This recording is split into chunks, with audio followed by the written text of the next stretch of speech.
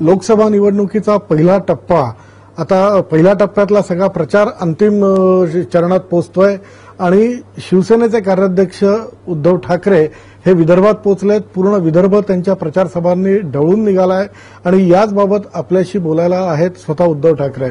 उद्धवजी, स्वागत आहे एबीपी माझामध्ये. पहिला टप्पा आता संपतोय, 10 तारखेला मतदान आहे. उद्या म्हणजे सभा, उद्या माझी सभा. काय विदर्भात जे जनमत दिसतंय ते साधारणतः महायुतीच्या बाजूने दिसतंय, कसा प्रतिसाद मिळतोय, काय अंदाज? अमाप प्रतिसाद आहे. आणि मी तुम्हाला खरंच सांगतो, अतिशयोक्ती वाटेल, काही वेळेला असं वाटतं की भाषण करण्याची आवश्यकताच नाहीये, लोकांनी ठरवलेलंच आहे. म्हणजे एखादा विषय बोलल्यानंतर त्यांच्याकडनं जो काय प्रतिसाद येतो ना, म्हणजे बऱ्याचदा एखादा विषय घेतला का त्यांच्याकडनं पटकन उत्तर येतं, प्रतिसाद येतो. हा असा प्रतिसाद दरवेळेला असतोच, पण तुफान आहे. म्हणजे लोकांची मनं, मानसिकता आता बनलेली आहे. तुम्ही सभा घ्या नका घेऊ, लोकांनी आता ठरवलेलं आहे. ओके, मला सांगा, बाळासाहेबांनंतरची ही पहिली लोकसभा निवडणूक आहे, काय भावना आहेत या लोकसभेला जाताना? बाळासाहेबांचा जे एक आशीर्वाद असायचा, एक मार्गदर्शन असायचं, ते नाहीये, तर त्या दृष्टीने कसं पाहता? म्हणजे तुम्ही, मला माहित नाही मी जे काय बोलणार आहे किंवा तुम्हाला सांगणार आहे तुम्ही कशा यांनी बघाल. उणीव तर नक्की आहे, म्हणजे ती तर मला एक त्यांचा पुत्र म्हणून आयुष्यभर राहणार आहे. माची, शिवसेना प्रमुखांची ही उणीव तर राहणार. परंतु आत्ता सुद्धा माझ्या मनामध्ये असं आहे की त्यांचा फोन कधी येईल, अरे उद्धव कुठे आहेस तू, कशी झाली कालची मीटिंग, कोण कोण होतं, किती गर्दी होती, काय बोललास तू, मग खाणं पिणं तो जेवतोस का बरोबर, ऊन किती आहे, लोक काय म्हणतायत, हे असं ते विचारतील. आता उद्या मी मध्यरात्री घरी जाईन, परवा परत धाराशिवला जाणार. घरी गेल्यानंतर मला ते बोलवणार, काय रे कसं आहेस, कसं झालं सगळं, ठीक चाललंय ना, मग तो हा काय म्हणतोय, आनंदरावांचं काय चाललेलं आहे, भावनाताईचं कसं आहे, मग उद्या कुठे चाललास. ही माझी भावना आज सुद्धा माझ्या मनात कायम आहे. आणि बोलताना एक नेहमी माझ्या मनावरती एक दडपण असं नाही, पण जे संस्कार म्हणतो की बाबा वेडवाकडं बोललं तर ते काहीतरी त्यांना आवडणार नाही. मी जर का वेडवाकडं पातळी सोडून बोललो तर त्यांना आवडणार नाही आणि ते माझा कान धरतील. ही भावना ही माझ्या मनात आजही आणि ती सदैव राहणार. एकीकडे बाळासाहेबांची उणीव जाणवती असं तुमच्या बोलण्यातून दिसतं, दुसरीकडे घरातूनच तुमच्यावर वार होत आहेत. या दोन्ही घरातून कुठे होत आहेत, म्हणजे तुमच्या सहकारी पक्षाकडे तुमच्या घरातून बाहेर पडले. शेवटी वार हा वार असतो, तो कोणी केला तरी तो तेवढाच लागतो. म्हणजे जवळच्यानी केलेल्या वाराची जास्त वेदना असतात, जास्त दुःख असतं, हे असतंच. पण शेवटी तो वार आहे. त्याला तुम्ही एकदा लढायला उभं राहिल्यानंतर नेमकं कोण कुठून वार करेल ते तुम्हाला अपेक्षित धरूनच चालावं लागतं. या वाराला प्रतिवार करण्याचा राजकीय दृष्ट्या नक्की, पण त्याला लगेच तुम्ही मग ते घराण्याचं वगैरे जे काही करता ना, ती चूक आहे. राजकीय दृष्ट्या जर कोणी माझ्यावर टीका केली तर मी टीका करणार, मी उत्तर देणार. पण राजकीय दृष्ट्या जसं आता शरद पवार करतात, काँग्रेस करेल, तर मी काय त्यांना सोडू? जर का तुम्ही माझ्या शिवसेनेच्या मुळावरती येणार असाल मग तो मी बघणार नाही, ओळखीचा पाळखीचा बघणार नाही. माझी शिवसेना मला जीवापेक्षा प्यारी आहे. कारण शिवसेना प्रमुखांचं जे प्रेम शिवसैनिकांवरती होतं, म्हणजे मी तर असं म्हणायचो की माझ्यापेक्षा किंबहुना स्वतःच्या मुलापेक्षा शिवसैनिकांवरती आणि शिवसेनेवर त्यांचं प्रेम होतं. मला तेच प्रेम त्यांनी माझ्याकडे माझ्या रक्तात अंगात भिनवलेलं आहे. आणि मग शिवसेनेवरती शिवसैनिकावरती जो कोणी वार करेल तो त्याची दया माया क्षमा मी करणार नाही. पण एक साधारणतः असं सांगितलं जातं, विशेषतः मागच्या निवडणुकीपासून किंवा काही जागांच्या बाबतीत शिवसेना आणि विरोधी पक्ष यांचं एक थोडंसं कुठेतरी सेटिंग असतं. विरोधी पक्ष काही जागा या शिवसेनेनी विरोधी पक्षांकरता तिथे कमकुवत उमेदवारी दिलं जातं. दाखवा ना. एक सुद्धा अशी जागा नाहीये, मी पक्ष विकायला बसलो नाहीये. मला तर 22 जागा शिवसेनेच्या वाटेला आहेत. त्यातली एक राजू शेट्टी ते निवडून येत आहेत, एक रामदास आठवले, तिकडे सुद्धा संघर्ष चांगला होतोय. आणि शिवसेना लढवणारे 20च्या 20 जागा मी एकही उमेदवार असा विकाऊ किंवा कमकुवत दिलेला नाही. मी तर म्हणेन ह्या 22च्या 22 जागा आमच्या निवडून येणार. अच्छा, याच संदर्भातलं होतं की शरद पवारांकडनं टीका केली गेली आता मध्यंतरी, किंवा राजनी स्वतःच्या हिमतीवर पक्ष वाढवला आणि तुम्हाला तो वारसा हक्काने मिळाला. काय या टीके, काय कसं बघता तुम्ही? मला माझ्या वारसा हक्काचा अभिमान आहे. मी शिवसेना प्रमुखांचा मुलगा आहे आणि त्यांची विचार घेऊन मी पुढे चाललेलो आहे. बाकीचं राज आणि माझं सोडा, पवारांचा वारसा पवारांनी सांगावा. आहे का तुम्हाला वारसा? वसंतदारांच्या पाठीत वार खेळणं हा वारसा, राजीव गांधींना फसवणं हा वारसा, यशवंतरावांना लटकवणं हा वारसा, सोनिया गांधींना टीका करणं हा तुमचा वारसा.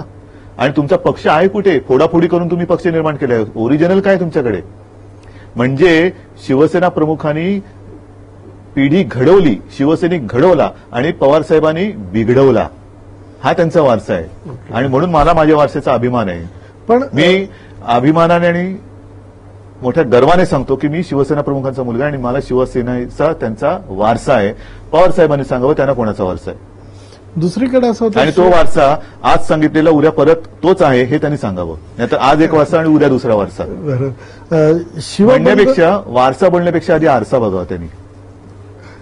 शिवबंधनाचा आपण एक प्रयोग करून पाहिला, काय ना, प्रयोग करून नाही पाहिला, प्रयोग केलेला आहे आणि आजही ते घडते. पण तरीही शिवबंधन तोडून अनेक खासदार किती अनेक गेले. ज्यांना उमेदवारी नाही दिली असे दोघं. एक जण तर त्याला असं वाटलं की सत्ता येते, पण सत्ता असताना मी खासदार नसलेला बरा, असा तो शिर्डीचा खासदार गेला. कारण गेल्या वेळेला ते खासदार होते, यावेळेला सत्ता येते. पवारांचं म्हणणं आहे की अजून 6 खासदार संपर्कात होते, त्यांना आम्ही तिकीट देऊ शकत नाही म्हणून थांबवलं शिवसेना. मग शरद पवारच आमच्या संपर्कात होते ना एनडीएच्या. नरेंद्र मोदींची त्यांनी भेट घेतलीच होती. कशासाठी घेतली होती? त्यावेळेला ते बोलले होते मोदी काय अतिरेकी आहेत का? आता बोलतात मोदींच्या हातात गेलं तर मोदींचं देशाचं ऐक्य बिघडेल. मग तेव्हा मोदींना भेटले तर म्हणाले मोदींना भेटलो काय अतिरेक्याला भेटलो काय? मग मोदींना कशाला भेटला होता तुम्ही? मग आपली थातूर मातूर उत्तर द्यायची मी केंद्रीय मंत्री आहे, मोदी मुख्यमंत्री आहेत. मग एवढ्या काळात तुम्ही भेटला नाही, निवडणुकीच्या तोंडावर कसे भेटलात?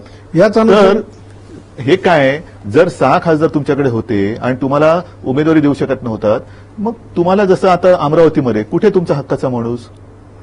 जे खोडके होते जुने, आता त्यांना उमेदवारी देऊ शकत नाही कारण रिझर्वेशन, पण खोडके निघून गेले आणि इकडे तुम्ही आयात केलं उमेदवार. मावळमध्ये तुमचे 2 माणसं निघून गेली, कोणी आमचा कोण घेतला त्याला काय ठीक आहे. नाशिकमध्ये तुम्ही नाशिक करात, नाशिकमध्ये काय चाललेलं आहे? म्हणजे नाशिकमध्ये आमचीच म्हणजे शिवसेना एवढी मजबूत आहे की शिवसेनेतनं 1-2 तुकडे गेले तर नाशिकमध्ये तिघही उमेदवार आहेत, तिन्ही पक्ष हे शिवसेनेतनंच इकडे तिकडे झालेले आहेत. एवढी ताकद प्रचंड शिवसेना प्रमुखांनी निर्माण केली. पवारांनी काय केलं? आणि खासदार तुमच्या संपर्कात होते, तिकीट देऊ शकत नव्हतात, तर तुम्ही काय असे हरिश्चंद्राचे अवतारात की काय की सोडून दिले? म्हणजे मावळमध्ये लेच्यापेच्या उमेदवार तुम्ही त्याला उमेदवारी दिली आणि बाकीचे खासदार मजबूत असताना तुम्ही देऊ शकले नाही. पण त्याच अनुषंगाने अजितदादा तुमच्यावर नेहमी टीका करतात की तिकीटं विकली म्हणून. आज गजानन बाबरांनी त्याचा दाखला ते देतात की शिवसेनाच्या काही लोकांना देण्याकरता माझ्याकडे पैसे नव्हते म्हणून माझी उमेदवारी गेले. अजित पवार माझ्यावर टीका करताना एकतर 70,000 कोटीच्या सिंचनाच्या घोटाळ्याचं त्यांनी उत्तर द्यावं, मग तिकीट विक्रीचं त्यांनी काढावं. म्हणजे स्वतःच्या डोक्यावरती भ्रष्टाचाराचं मोठं डबोल आहे आणि तुम्ही काय आमच्यावरती आरोप करताय? म्हणजे काहीतरी आपलं दुसरे काय आरोप करू शकत नाही. आणि बाबरांबद्दल सुद्धा त्यांना नगरसेवक पद दिलं होतं, 2दा-3दा होते, 2-3 वेळा आमदार होते. मावळ नवीन मतदारसंघ झाल्यावर त्यांना खासदार केलं होतं त्यावेळेला काय. आणि आता जे काय सगळ्यांना उमेदवारी दिली ते काय पैसे घेऊन केलेले आहे? पवारांच्या पैशाचे आरोप अजित पवार यांनी करावं. पवारांच्या संदर्भात तुम्ही त्यांना एवढा कडवा विरोध दाखवतायत. उद्या जर एनडीएचं सरकार बनवायला काही खासदार कमी पडले आणि तेवढ्या खासदारांचा अश्युरन्स पवारांनी दिला तर एनडीएत पवारांना घेणार. मुळात तेवढे खासदार त्यांचे निवडून आले पाहिजेत. आणि महत्वाची गोष्ट, आम्हाला गरज लागली पाहिजे. तर गरजच लागणार नाहीये. आणि गरज लागली तरी ज्यांच्या विरोधात आम्ही जिंकलेलो आहोत अशा माणसाची जर का साथ सोबत करायची असेल तर मग मला वाटतं नीतिमत्ता सगळी गुंडाळून ठेवलेली बरी. पण जे साधारणतः ओपिनियन पोल्सचे आकडे येत आहेत ते साधारणतः 239 पर्यंत. त्यावेळेला असं म्हणतात की आणीबाणीनंतर इंदिरा गांधींना सुद्धा असं सगळे आयबीने वगैरे सांगितलं की तुमचंच सरकार येतं, तुम्ही निवडणुका घ्या. आता मला असं वाटतं सुप्त लाट जी असते ना ते सगळे तुमच्याशी बोलणार नाहीत. ओपिनियन पोलमध्ये सगळेच नाही बोलणार. ते त्यांचं मतदान हे व्यवस्थित करणार आणि लोकांच्या मनामध्ये आज बदल हवा आहे हीच भावना. एक गारपीटग्रस्तांचा मुद्दा आहे. निवडणुकीच्या तोंडावर मोठ्या प्रमाणात गारपीट झाली, परंतु जे मंत्र्यांचे दौरे झाले त्यांनी फक्त आपापल्या पक्षाच्याच मतदारसंघात दौरे केले. महाराष्ट्र राज्य म्हणून असं कोणी दौरा हे दुर्दैव आहे. म्हणून आपण पाहिलं असाल की मी तसा दौरा केला नाही. कारण मला खोट्या गोष्टी करता येत नाही. मी गेल्या वेळेला दुष्काळात फिरलो होतो, पण मी दुष्काळात फिरलो तेव्हा लोकांना मदत केली, पाण्याचे टँकर दिले, गवताच्या गंजा त्या दिल्या, ट्रॅक्टर दिले, बियाणं दिलं, हे मी केलं. आता करता येण्यासारखं काहीच नव्हतं, कारण निवडणुकीची आचारसंहिता होती. म्हणून मी लोकांना खोटं नाही बोलणार कधी. आज जे सगळे मंत्री फिरले ते गेल्या वेळेला का नाही फिरले? आणि म्हणून मला असं वाटतं की हे अशी नाटकं करण्यापेक्षा आम्ही जे वचन दिलेलं आहे की आमचं सरकार उद्या येणारच, आणि ते सरकार आल्यानंतर खास करून गारपीटग्रस्त जे शेतकरी आहेत त्यांना आम्ही त्यांचं कर्ज मुक्त करणार. भाजप आणि शिवसेना खूप जुनी मैत्री, सर्वात जुने मित्र पक्ष. पूर्वीच्या काळातलं चित्र असं होतं की भाजप महाराष्ट्रात हा शिवसेनेबरोबर आहे, पण गेल्या काही वर्षात असं एक चित्र उभं करण्यात येतं की शिवसेना ही भाजप बरोबर आहे. असं नाहीये, कुरबुरी चालू आहे. नेमकं काय? नाही. आता ही लोकसभेची निवडणूक आहे. साहजिकच आहे, भाजपा हा राष्ट्रीय पक्ष आहे आणि तो आमच्या सोबत आहे. यावेळेला कुरबुरीचं तुम्ही जे म्हणताय, तुमच्या कानावर एक तरी अशी बातमी आली का की जागा वाटपावरून शिवसेना भाजपमध्ये ताणाताणी झाली? कुठेच झाली नाही. पण तरी गडकरींच्या वरून बरेच वादळ निर्माण झाले. मी बोललो, ते एक व्यक्ती म्हणजे पक्ष नाही ना. त्याच्यावरती स्वतः राजनाथ सिंह बोललेले आहेत, नरेंद्र मोदी बोललेले आहेत, मुंडे बोलतायत, फडणवीस बोलले, आणि त्याच्यामुळे माझ्या मनात आता कोणतेही प्रश्न शिल्लक नाही राहिलेले. गडकरी सुद्धा आता व्यवस्थित कामाला लागलेले. उद्या गडकरींनी जेवायला बोलवलं तर झालं त्यांच्याकडे? का नाही जायचं? हे बघा, मी मनामध्ये काही किलबिश ठेवून नाही वागणार. मला एखादी गोष्ट नाही आवडली, मी बोललो, त्याच्यात करेक्शन झालं, विषय संपला. असं एखादं काय गोष्ट आहे का की गडकरी आणि माझं जन्मजात वैर आहे? काय गरज आहे? काय संबंध आहे? पण एखादी गोष्ट चुकली, हेच तर मी मगाशी म्हटलं ना की शिवसेना हा भारतीय जनता पक्षाचा मित्र आहे, दलाल नाहीये. त्याच्यामुळे एखादी गोष्ट नाही पटली तर ते आम्ही मनात कुडत नाही राहिलो, बोललो, त्याच्यावर खुलासा झाला, विषय संपला. माझे आज तिथे शिवसैनिक गडकरींच्या कामाला लागलेले आहेत. गडकरी स्वतः रामटेकमध्ये पूर्ण ताकदीने मदत करतायत. त्याच्यामुळे असं काय नाही की मनात काहीतरी ठेवून आम्ही कुडत बसलो. मुंबई महापालिकेचा आपण उल्लेख केला, 4 वेळा जिंकली, परंतु नुकतेच आपल्यावर आरोप झाले की भूखंड आपण महापालिकेचे विकले. आणि कुठे दाखवा ना भूखंड? भूखंड विकायला हा काय राज्यकारभार कसा करायचा, महापालिकेचा कारभार कसा करायचा ह्याचीच ज्यांना माहिती नाहीये. अजून तुम्ही नाशिक करा, नाशिकमध्ये कारभार आहे त्यांच्याकडे, काय केलं? आणि महापालिकेचा भूखंड हा असं काय गवताची गंजी नाहीये की तुम्ही याला विकलत, भाज्याचं दुकान नाहीये विकायला. महापालिकेचा भूखंड मी गेल्या 10 वर्षात एकही आरक्षण बदलायला दिलेलं नाही, जे कोणाच्या वैयक्तिक हिताचं असेल.